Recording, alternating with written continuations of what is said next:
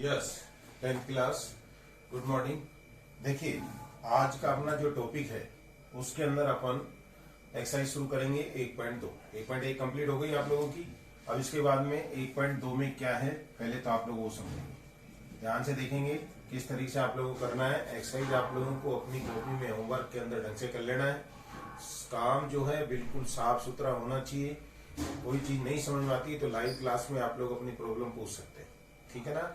अब देखिए इसमें क्या है, अगर आप लोगों को मान लीजिए जैसे टॉपिक दिया हुआ है अभाज्य गुणनखंड। आज अपन क्या क्या क्या ज्ञात करेंगे, अभाज्य गुणनखंड के द्वारा एचसीएफ और एलसीएम ज्ञात करना।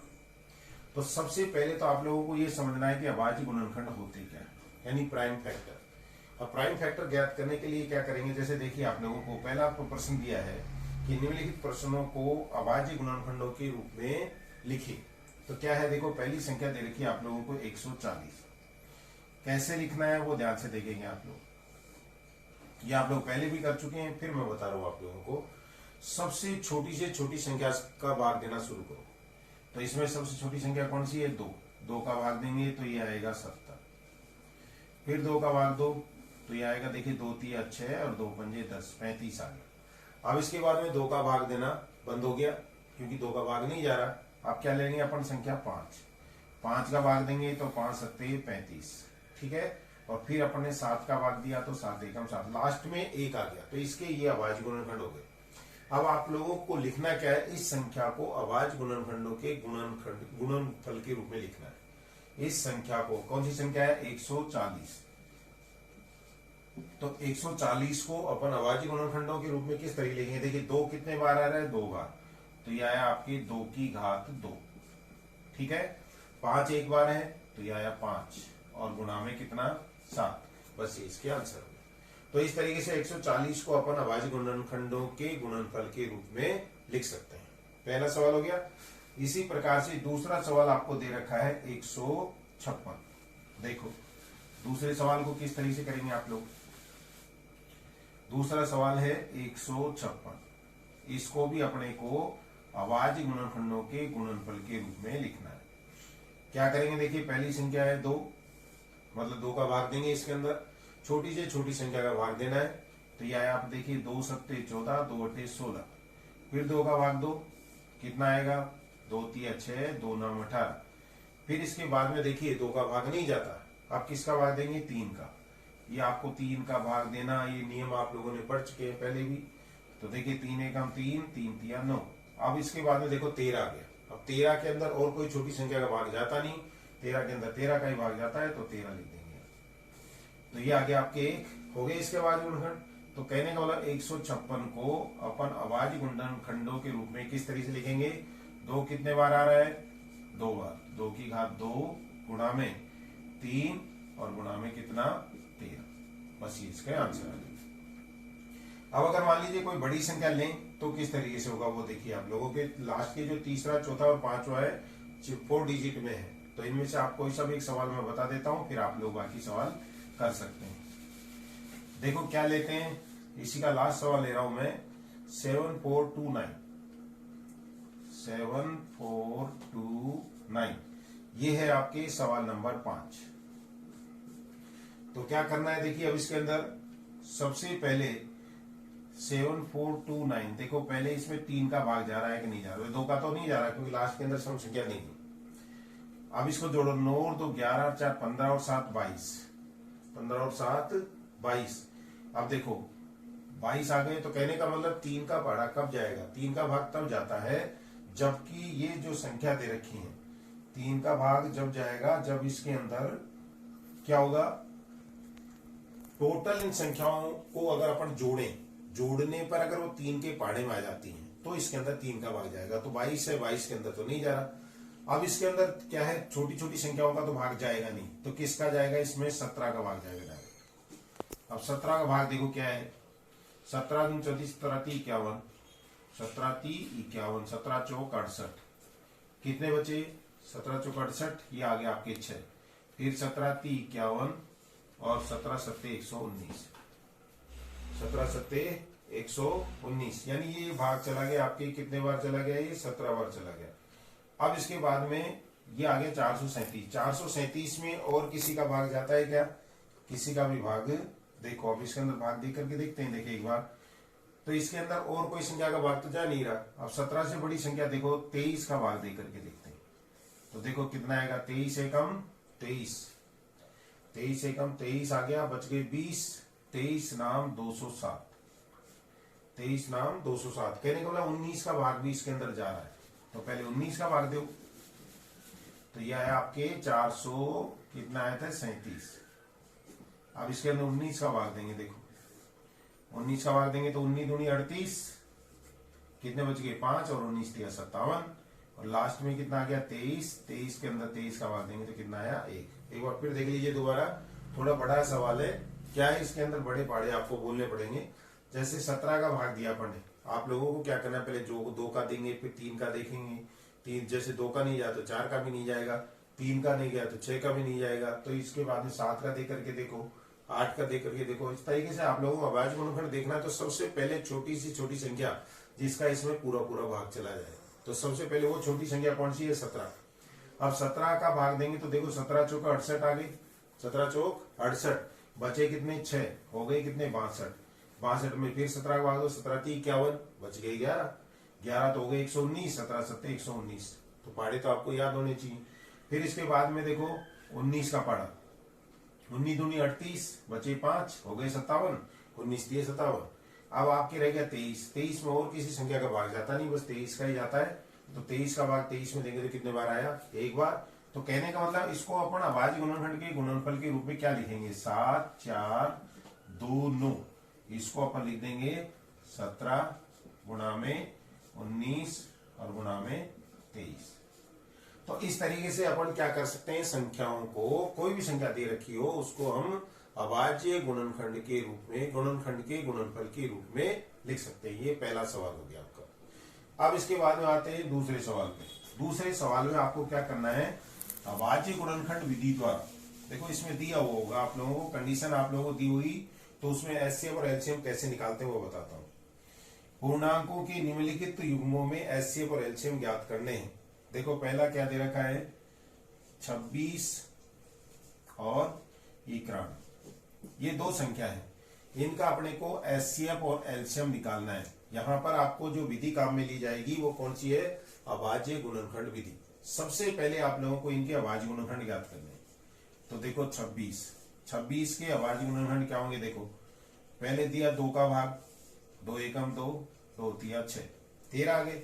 13 में न 3 का भाग जाता है, न 4 का, न 5 का, न 6 का, बस इसमें 13 का ही भाग जाता है। तो क्या लिख देंगे यहाँ पर 13 और 13 एकम 13। तो ये 26 के अभाज्य गुणनखंड हो गए। ऐसे ही लेंगे 91 के।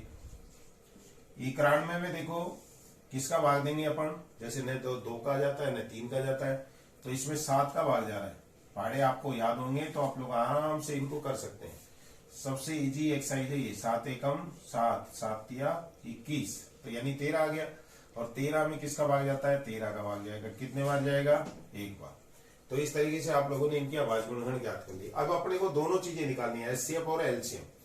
तो अगर मान लीजिए आपको एचसीएफ निकालना है, एचसीएफ का मतलब हाईएस्ट कॉमन फैक्टर। अब आप इनमें दोनों में देखो क्या चीज कॉमन है, कॉमन का मतलब क्या मिल रहा है। तो यहां पर देखो 2 यहां है यहाँ नहीं है, 7 यहां है यहाँ नहीं है, 13 इसमें भी है और इसमें भी है। तो कहने का मतलब इसका एचसीएफ कितना आ गया, 13 आ गया। एचसीएफ का मतलब इन दोनों में जो कॉमन है वो लिख दो, हो गया। फिर इसके बाद में अपने को निकालना है एलसीएम। एलसीएम का मतलब क्या होगा, देखिए एलसीएम में आप लोगों को क्या करना है, कॉमन से कोई मतलब नहीं है। क्या करना है, देखो यहां पर ये 2 है, सब संख्याएं जो हैं उनकी ज्यादा पावर है वो लिख दो। जैसे 2 एक बार है, 2 लिख दिया। फिर इसके बाद में 7 एक बार, कॉमन से मतलब नहीं है इसमें, 7 एक बार है ज्यादा ज्यादा। 13 भी एक बार आया, 13 आ रहा है, दोनों में एक बार ही है, तो ये 13 आ गया। तो कहने वाले इसके एलसीएम निकालेंगे तो देखो ये आएगा कितना, 7 दूनी 14, 14 गुणा में 13, और 14 को 13 से गुणा करें, देखो 14 थी 42 का 2 आशी 4, 14 और 4 18, यानी कितना आ गया 182 आ गया। तो क्या आ गया 182 आ गया इसका लघुत्तम समापवर्त, और महत्तम समापवर्त आ गया इसका कितना 13। ठीक है ना, ये तो हो गया आपका पहला सवाल। फिर इसके बाद में एक बड़ा सवाल लेते हैं। देखो यानी एक बार फिर देख लीजिए आप लोग दोबारा, क्या किया मैंने, अभाज्य गुणनखंड विधि द्वारा एचसीएफ और एलसीएम निकालना है। अभाज्य गुणनखंड विधि द्वारा महत्तम समापवर्तक और लघुत्तम समापवर्तक ज्ञात करना है। तो महत्तम समापवर्तक में क्या करना है, पहले आप लोगों को इनके अभाज्य गुणनखंड ज्ञात कर लो। अभाज्य गुणनखंड ज्ञात कर लिए, ज्ञात करने के बाद में अगर इनमें कोई कॉमन डिजिट है, यानी कोई संख्या कॉमन है, तो वो कॉमन संख्या जो है वो इसका एचसीएफ कहलाएगी। अगर मान लो कई बार क्या होता है, कोई सी कॉमन नहीं आती, उस स्थिति में आप लोगों को एक लिख देना है, क्योंकि एक तो सब में कॉमन होगा।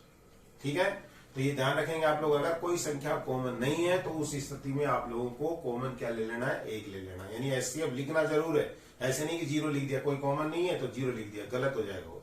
तो अगर मान लीजिए कोई संख्या कॉमन नहीं है, एक तो सब में कॉमन होगा, इसलिए एक लिख देंगे। लेकिन यहां पर देखिए आप लोग, दोनों अभाज्य गुणनखंडों में आप लोग देखिए 13 दोनों में है, तो एचसीएफ आ गया 13। एलसीएम निकालना है, तो एलसीएम में क्या करना है आप लोगों को, कॉमन से कोई मतलब नहीं है, जो संख्या अभाज्य गुणनखंड है उनमें जो बड़ी पावर है यानी हाईएस्ट पावर है वो लिखते जाना है। जैसे यहाँ 2 है तो 2 का 2 लिख दिया, 7 है 7 का 7 लिख दिया। फिर इसके बाद में 13 दोनों में, उससे कोई मतलब नहीं है, अगर 13 यहाँ 2 बार होता तो 2 बार लिख देते, लेकिन 13 यहाँ पर दोनों में एक बार है तो 13 आ गया। और 13 को 7 से गुणा किया तो 91, 91 को 2 से करेंगे तो 182। तो इस तरीके से आप लोग एचसीएफ और एलसीएम ज्ञात कर सकते हैं। कौन सी विधि द्वारा, अभाज्य गुणनखंड विधि द्वारा। देखो एक सवाल और लेते हैं। अगला सवाल जो है वो क्या है, देखिए आप लोग, ये दिया आप लोगों को 336 और 54। अगर मान लीजिए ये सवाल हो 336 और दूसरा है 54, सबसे पहले आप लोगों को क्या करना है इसको, क्योंकि इस विधि से करना अपने को, तो क्या करेंगे, सबसे पहले अपन इसके अभाज्य गुणनखंड करेंगे। तो पहले 2 का भाग 2 का भाग देंगे तो देखो 2 एकम 2, 1 बच गया, 2 छीके 12, 2 अठे 16। फिर 2 का भाग 2 अठे 16 और 2 चौका 8। फिर 2 का भाग 2, ये 42 आ गया। फिर 2 का भाग 2, 21 आ गया। फिर इसके बाद में 2 का भाग नहीं जाता, 3 का दो, 3 7 21। फिर 7 का दो, 7 एकम 7। तो ये हो गया इसके अभाज्य गुणनखंड। ऐसे ही आप लोग इसके करेंगे। इसमें देखो ये 54 है, पहले 2 का भाग 2, कितने आ गए 27। फिर 3 का भाग दिया, ये आ गए 9। फिर 3 का भाग दिया, ये आए 3। फिर 3 का भाग दिया, ये आया 1। अब आपको दोनों चीजें निकालनी है, एचसीएफ भी निकालना है और एलसीएम भी। देखिए पहले अभाज्य गुणनखंड आप लोगों को आ गया वो समझ में। अब आपको निकालना है एचसीएफ। तो एचसीएफ बराबर, दोनों में कॉमन देखो 2 यहां आ रहा है, इधर भी आ रहा है, एक बार आ गया। फिर इसके बाद में देखो 3 आ रहा है, एक बार इधर है, और 3 एक बार इधर भी आ रहा है। ठीक है, फिर और कोई संख्या आ नहीं रही, तो कहने का इसका एचसीएफ कितना होगा, 2 गुणा में 3। दोनों में कॉमन आ रहा है 2 और 3, यानी उत्तर आ गया आपके 6। ये तो हो गया एचसीएफ। अब आपको निकालना है एलसीएम। तो एलसीएम बराबर क्या होगा, देखो 2 की जो बड़ी घात है वो लेनी है। 2 कितने बार है, 1 2 3 4 बार है। 2 की बड़ी घात कितनी है, 4। तो 2 की घात 4 गुणा में, फिर इसके बाद में 3 की घात देखो, 3 की घात कितनी है, 1 2 3। कॉमन से मतलब नहीं है, 3 की जो बड़ी घात है वो लिख दो, 3 की घात 3। और बच गया क्या, बच गया यहाँ पर 7, तो 7 भी लिख दो। अब 2 की घात 4 क्या होगा, 2 दूनी 4 दूनी 8 दूनी 16, ये तो हो गया 16। और 3 तिया 9 तिया 27, और गुणा में कितना 7। अब इसको सरल करो, देखो 16 सत्ते 7 की 42 का 2 हासिल 4, 7 और 4 11 112, और गुणा में कितना 27। गुणा करो इसको, 27 दूनी 54 का 4 हासिल 5, 27 में 27 और 5 32 का 2 हासिल 3, 27 में 27 और 3 30। यानी ये आ गया आपके 3024। ये क्या है आप लोगों के, ये आ गया इसका एलसीएम। ये क्या आ गया, इसका एलसीएम आ गया। तो इस तरीके से आप लोग क्या कर सकते हैं, दी गई संख्याओं से, यानी सबसे पहले आप लोगों को क्या करना, उनके अभाज्य गुणनखंड करने। सबसे पहले क्या करना, उनके अभाज्य गुणनखंड करने। अभाज्य गुणनखंड करने के बाद में फिर उसके बाद क्या करेंगे आप लोग, उनके अंदर जो कॉमन है वो तो हो गया इसका एचसीएफ, और जो कॉमन मतलब अगर मान लीजिए आप लोगों को क्या करना है, जैसे कॉमन था वो तो निकाल दिया एचसीएफ। फिर इसके बाद में एलसीएम में क्या करेंगे आप लोग, जैसे ये अभाज्य गुणनखंड किया अपन ने, तो 1 2 3 4 जो बड़ी घात है वो लेनी है आप लोगों को। तो 2 की बड़ी घात यहाँ पर क्या है 2 की घात 4 कैसे आया, 1 2 3 4, तो 2 की घात 4 आ गया। 3 देखो, 3 यहाँ एक बार है और यहाँ पे कितना बार है, 3 बार, तो बड़ी घात ये हो गई, तो 3 की घात 3 आ गई। फिर इसके बाद 7 देखो, 7 ये एक बार ही है, उसमें है नहीं, कोई दिक्कत नहीं है, तो 7 का 7 उतार दो और इन सबको आप लोग गुणा कर दो। गुणा करने पर जो आएगा वही इसका आंसर होगा। ये तो आ गया दो दो संख्याओं के लिए। अब अगर मान लीजिए 3 संख्या दे रखी हो तो 3 संख्याओं के लिए आप लोग किस तरह से करेंगे वो एक और बता देता हूं, फिर आप लोग इनकी प्रैक्टिस करना, फिर आगे के सवाल आपको कल बताए जाएंगे। तो पहले देखो 3 संख्याओं का किस तरीके से करेंगे वो देखो। एक सवाल और,